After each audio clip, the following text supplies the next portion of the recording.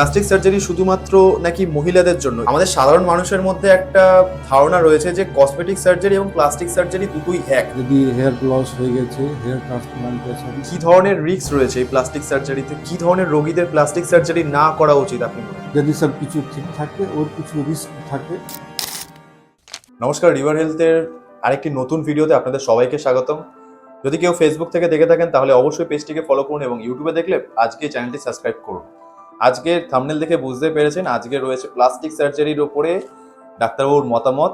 Plastic surgery যেটা আজকের দিনে খুব ট্রেন্ডিংয়ে রয়েছে এবং এই নিয়ে আমাদের সাধারণ মানুষের বিভিন্ন রকম মতামত রয়েছে, যার মধ্যে কিছুটা ভুল কিছুটা ঠিক। আজকে ডাক্তারবাবু আমাদেরকে সেই জিনিসটা জানাবেন, কোনটা সঠিক কোনটা ভুল। তাই নো স্কিপ করে পুরো ভিডিওটা শেষ অবধি দেখতে থাকুন। প্রথমেই স্যার, আপনার নাম এবং আপনার টোটাল এক্সপিরিয়েন্স কত বছর? আমি ডক্টর মোহাম্মদ গুলাম জিলানি মেজর। আমি প্লাস্টিক সার্জারিতে এখন প্রায় 2010 থেকে প্র্যাকটিস করছি, ধরুন 15 বছর হয়েছে। আমি গভর্নমেন্ট মেডিকেল কলেজে অ্যাসোসিয়েটেড আছি। আগে মেডিকেল পিজি হসপিটালে ছিলাম, এখন আরজিকর মেডিকেল কলেজে অ্যাসোসিয়েটেড আছি।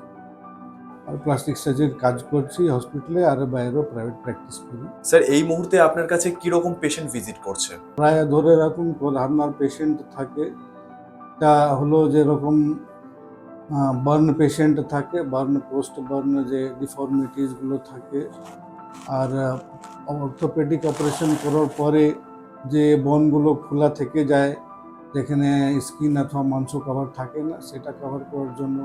ক্যান্সার পেশেন্ট হলো যেখানে ক্যান্সার অপারেশন করার পরে যে ডিফেক্ট হবে সেটা রিকনস্ট্রাকশন জন্য।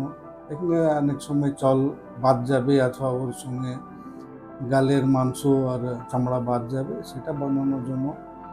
আর কসমেটিক সার্জারির ব্যাপারে যে আসে, রাইনোপ্লাস্টি, যার নাক একটু বেকার থাকলো সেটা সোজা করা, যার একটা গ্যানোকোম্যাস্টিয়া যে হয় ইয়াং মেলে, যে বলে ব্রেস্ট বেড়ে গেছে, তার অপারেশন করতে তার পেশেন্ট আসে। আর ফিমেলের মধ্যে যে ইনসিজনাল হার্নিয়া হলো, দেখে অপারেশনের পরে একটা পেটের মধ্যে হার্নিয়া হয়, সেটা ঠিক করতে অ্যাবডোমিনোপ্লাস্টি, ব্রেস্টের সাইজ বড় করতে হয় অথবা ছোট করতে হয়, তার জন্য আসে সেরকম। আর যে আছে আপনার হেয়ার ট্রান্সপ্লান্টেশন, যার হেয়ার লস হয় আর ওষুধে যেটা ঠিক না হয়, তার জন্য অপারেশন করতে হয় হেয়ার ট্রান্সপ্লান্টেশন, তার জন্য পেশেন্ট আসে। আর যে কিছু যে কনজেনাইটাল ডিফেক্ট হয়, লিপ, লেফট লিপ, পাইলের তালু কাটা, হট কাটা, এসবগুলো পেশেন্ট আসে এরকম। কি ধরনের রিস্ক রয়েছে এই প্লাস্টিক সার্জারিতে, কি বলতে চাইবেন? দেখুন, প্লাস্টিক সার্জারি তো একটা সার্জারি, প্রত্যেক সার্জারিতে কিছুগুলো রিস্ক থাকে, কমন রিস্ক সেটা তো থাকেই। তারপরে প্লাস্টিক সার্জারি রিলেটেড যে আছে স্পেসিফিক যে বলা যায় রিস্ক, সেটা হচ্ছে আমরা যে ভাবছি সামনের, আমরা একটা ফিগার ব্রেনে রাখি, এটা আমরা করলে কীরকম হবে এরপরে, যদি নাক এখন বেঁকে আছে অপারেশন করার পরে কীরকম হবে, একটা ইমেজ ক্রিয়েট করা হয়। তো তখন হয় কি, স্পেশালি আছে আমরা যে ক্রিয়েট করলাম সেরকম হলো না, অথবা তার মোর ডিফর্মিটিজ হয়ে গেল। তো সেরকম হয় অনেক সময়, যেরকম ব্রেস্ট যখন রিডাকশন করা হয় নর্মাল সাইজের হলো না, অথবা আর যখন ইনক্রিজ করা যায় যেটা নর্মাল শেপ থাকতে হয় সেরকম থাকলো না, তো কসমেটিক ব্যাপার একটা বেশি হয়।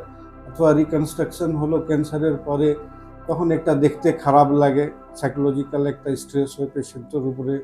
অপারেশন করার পরে নর্মাল, একদম নর্মাল হলো না, একটা অ্যাওয়ে ফ্রম নর্মাল থাকলো, সেরকম একটা প্লাস্টিক সার্জারির কিছু ইয়ে আছে, সেটা কমপ্লিটলি কারেক্ট করা যায় না। কি ধরনের রোগীদের প্লাস্টিক সার্জারি না করা উচিত আপনি মনে করেন? দেখুন, as a whole plastic surgery যদি বলা যায়, প্লাস্টিক সার্জারির পরে কিছু আছে যে কি ফিজিওথেরাপি অথবা আদার যে অ্যাসোসিয়েটেড ট্রিটমেন্ট আছে, তার যুক্ত যদি পেশেন্ট না ইয়ে করে, কি ওটা করতে পারবে না। ধরুন একটা যদি হাতে কাটা হলো, টেন্ডন ইঞ্জুরি হলো, যদি ওটা অপারেশনের পরে ফিজিওথেরাপি না করে রেজাল্ট ভালো করে আসবে না। তো সেরকম পেশেন্টের একটা মেন্টালি স্টেবল থাকতে হবে, কি যেটা কমান্ড ফলো করে পোস্ট অপারেটিভলি। অথবা ধরুন কে একটা কসমেটিক পেশেন্ট যদি আসে, কি আমার এটা দরকার আছে, তাকে বুঝতে হবে কি কি অ্যাচিভ করা যায় অপারেশন করে অথবা কসমেটিক সার্জারি করে, আর কি অ্যাচিভ করা যায় না সেটা বুঝতে হবে। যদি সেটা কেউ বুঝতে না পারে ডিফারেন্সটা, তখন ওটা তাহলে কোনোদিন স্যাটিসফাইড হবে না অপারেশন করে অথবা কসমেটিক সার্জারি করে। তো সেরকম এটা ডিফারেন্সিয়েট করতে হয় সেরকম পেশেন্ট। কি কি নিয়ম কসমেটিক সার্জারি করার আগে মনে রাখা উচিত? দেখুন, একটা তো হচ্ছে পেশেন্ট কাউন্সেলিং, যে হচ্ছে আমরা যে করছি কীরকম রেজাল্ট হবে। যদি সব কিছু ঠিক থাকে, ওর কিছু রিস্ক থাকে, রিস্ক জানতে হবে পেশেন্টকে, ডাক্তার জানে, পেশেন্টকেও জানতে হয়। আর তারপরে কিছুগুলো মেডিকো লিগাল হয়, লিগাল কানুন নিয়ে করতে হয়। সেরকম ধরুন একটা যদি কিছু ওর আইডেন্টিফিকেশন মার্ক থাকলো ফেসের, ওটা কসমেটিক সার্জারি করার পরে ওটা আইডেন্টিফিকেশন মার্ক রিমুভ হয়ে যাবে, তখন তাকে একটা সার্টিফাই করতে হবে কি ওর আইডেন্টিফিকেশন মার্ক এরই ছিল, যে কি রিমুভ করা হয়েছে, রিমুভ করার পরে এটা রেজাল্টেন্ট স্কার অথবা অন্য আইডেন্টিফিকেশন মার্ক হচ্ছে। সেটা যদি না করা হয় তখন ক্রিমিনাল অফেন্স এটা আসতে পারে, কি পেশেন্ট আইডেন্টিফিকেশন আপনি নিজের করতে পারবেন। স্যার, প্লাস্টিক সার্জারির ভবিষ্যৎ কি রয়েছে? প্লাস্টিক সার্জারির ভবিষ্যৎ এখন দিন বা দিন বাড়ছে, যেরকম পেশেন্ট বিজি লাইফ হচ্ছে, লাইফস্টাইল যেরকম হয়ে গেছে, অথবা নানা রকম প্রবলেম অথবা ডিজিজ আসছে, আলাদা রেঞ্জ অফ ক্যান্সার যে আছে বেড়ে যাচ্ছে, অনেক লোক ক্যান্সারে প্রভাবিত হচ্ছে লাইফস্টাইলের জন্য, বডি শেপ অথবা ধরুন ফার্স্ট লাইফের জন্য ট্রমা বেশি হচ্ছে, তাকে প্রত্যেক জায়গায় কিছু না কিছু ওটা প্লাস্টিক সার্জারি লাগে। তার নতুন টেকনিক ডেভেলপ করেছে, যেরকম এখন ধরুন রিপ্লান্টেশন, ধরুন এটা আলাদা লোকের হাত নিয়ে আলাদা লোককে লাগিয়ে দেওয়া হলো, কি যে পেশেন্ট যে ইমিডিয়েটলি পোস্ট ট্রমেটিক পেশেন্ট মারা হচ্ছে, তার ঠিকঠাক হাত থাকলে উইদিন পিরিয়ড ওখান থেকে বাদ দিয়ে একটা যার হাত লস হয়েছে, অ্যাম্পুটেশন অলরেডি হয়ে গেছে, ওখানে ট্রান্সফার করা হয়। এখন অনেক জায়গায়, কিছু জায়গায় তো ফেস ট্রান্সপ্লান্টেশন অবধি হচ্ছে। তো এইসবগুলো বড় জিনিস আছে যার উপরে প্লাস্টিক সার্জনরা কাজ করছে, আর ফিউচার আর কিছু আসবে মনে হচ্ছে।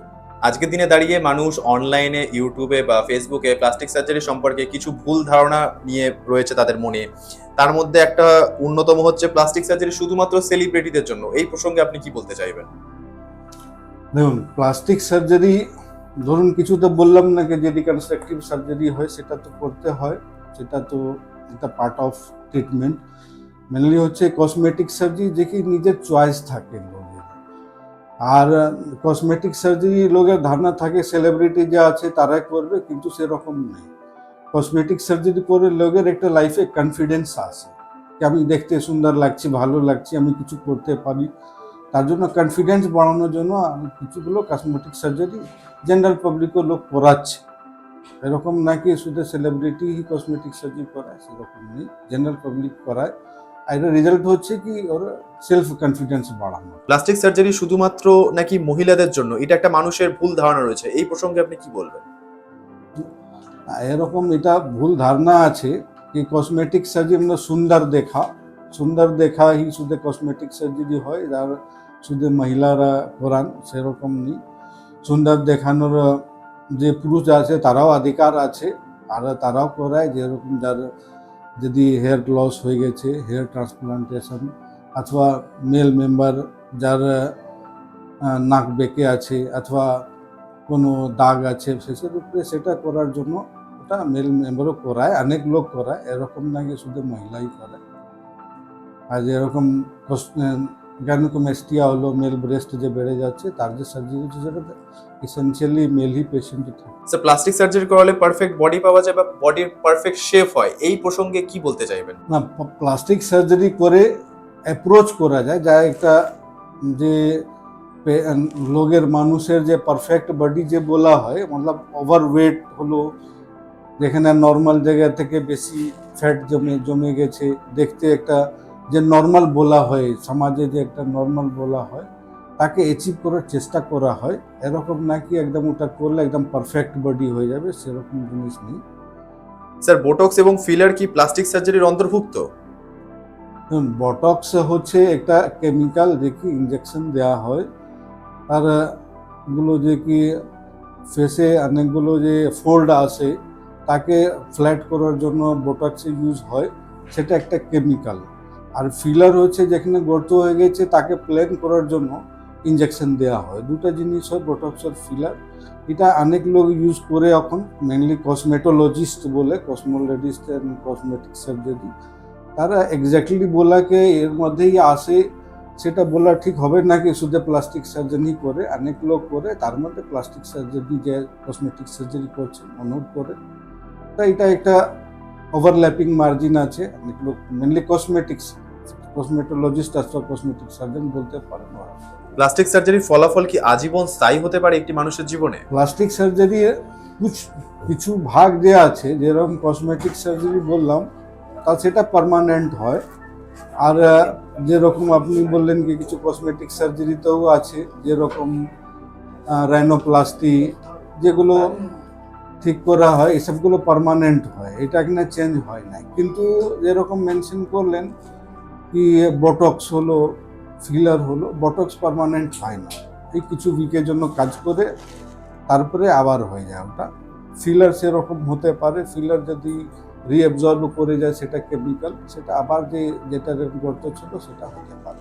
এই মুহূর্তে নতুন টেকনোলজি সম্পর্কে আপনি কি বলতে চাইবেন? কিরকম টেকনোলজি এখন ব্যবহার করা হচ্ছে বা আপনি কিরকম টেকনোলজি ব্যবহারের কাজ করছেন? এখন দেখুন যে টেকনোলজি প্রত্যেক জায়গায় ডেভেলপ করছে, প্লাস্টিক সার্জারি রিলেটেডও অনেকগুলো ডেভেলপ করে। যেরকম আছে ড্রেসিং মেটেরিয়াল থেকে যদি প্রত্যেক দিন নতুন নতুন ড্রেসিং মেটেরিয়াল আসে, এখন তো যেরকম চলে এসছে কি আমরা অনেক, আপনি শুনেছেন নিউজে অথবা পেপারে অথবা সোশ্যাল মিডিয়াতে, পেশেন্ট মরপ্রান্ত ডোনেট করে, স্কিন ডোনেট করে, সেটা আমরা ড্রেসিংয়ে ইউজ করি। অনেক বড় বেশি বার্ন পেশেন্ট হলে ওখানে স্কিন গ্রাফটিংয়ের জন্য ইউজ হয়। আর জেনেটিক ইঞ্জিনিয়ারিং করে অথবা ইঞ্জিনিয়ারিং টেকনোলজির থ্রু অনেকগুলো স্কিন রিপ্লেসমেন্ট আসে, সেটা ইউজ করা হয়। কসমেটিকের ব্যাপারেও অনেকগুলো আছে, যেরকম আপনি দেখছেন বোটক্স হলো অথবা ফিলার হলো, এইসব একটা নিউরো টেকনোলজিরই একটা ইয়ে। আর হেয়ার ট্রান্সপ্লান্টেশন জন্য অথবা ও রিপ্লেসমেন্ট, যেরকম আপনার সিরাম ইউজ হয় হেয়ার ট্রান্সপ্লান্টেশন, হেয়ার গ্রোথ জন্য, এগুলো ইউজ করা হয়।